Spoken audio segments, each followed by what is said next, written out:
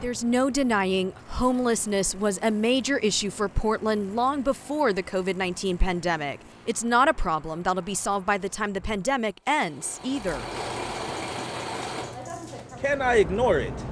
Right? Like, you can't. Ian Williams opened Deadstock Coffee in the Old Town Chinatown neighborhood more than 5 years ago. I mean, the fact that people have chosen to, because there are people who have chosen to be outside. Let's not get that twisted.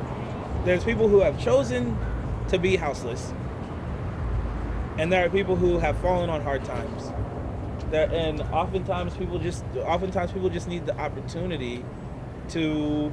They just need like a little pick-me-up or a little, there are mental health issues. There are lots of different things that take place, right? This isn't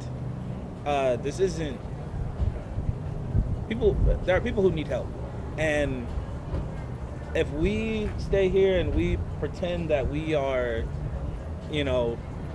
somehow better than whoever it might be, that's super wrong. And we're here to serve the community. Despite the pandemic, which hurt lots of businesses, Ian says a lot of people stayed loyal to Deadstock. Our business was actually better in 2020 than it was in 2019. It is a sneaker-themed space where he says different walks of life can feel welcome. We are definitely that space where people, come to be comfortable. From high-end, high-level coffee people. I know lots of millionaires who hang out here. I know investors. I know people who literally live in tents, who come in and everybody interfaces. Like, that's the whole goal of the whole reason for starting a coffee shop was because coffee shops are a pulse in the community. So I just wanted to be a community space more than anything. And this is the community. And if you are wealthy or if you're too cool or whatever, I got no problem being like, bro, you can take that noise elsewhere. Like, likewise, if, you come in and, there's all sorts of different reactions or, things that happen here.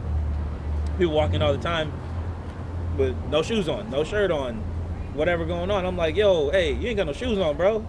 And it's not like you're disgusting. I'm like, you don't have shoes on, that's illegal. I cannot serve you, and just having a conversation with somebody and saying like, you ask for coffee every single day. Let me tell you what that means from the business perspective of you asking for coffee every single day.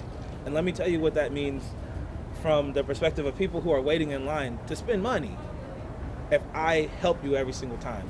And if you then go around me and ask somebody in line to do something for you, you've now defied me, my team, and disrespected my customers.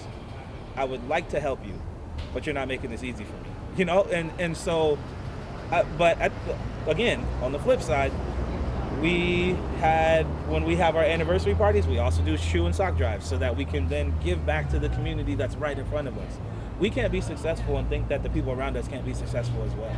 That's stupid. You know what I'm saying? So no, I'm never gonna, I won't turn my back on it. And it's part of the reason why I have a hard time deciding where to go to the next neighborhood, wherever another Deadstock might be, because we want to be able, we hope that the neighborhood that we go to contributes back to us as well. And what can we do for them? And then what can they do for us? You can see why Deadstock is much more than a business for Ian and for his customers who come from near and far for the drinks, the gear, that community vibe. There's a reason he's at this particular neighborhood too. We had opportunities to open many different places and have investors, both inside the city and outside the city, and just didn't want it because it wasn't authentic. This is where sneakers live in our city, is in Chinatown, or in surrounding areas, both retail, creation, all that stuff. If and when Ian expands with another coffee shop, still, he is looking forward to seeing this neighborhood and Portland work to move forward. But I think there's going to be there's already an influx of businesses. There's already an influx of people really taking a moment for self-care and being more cognizant of what's happening around them.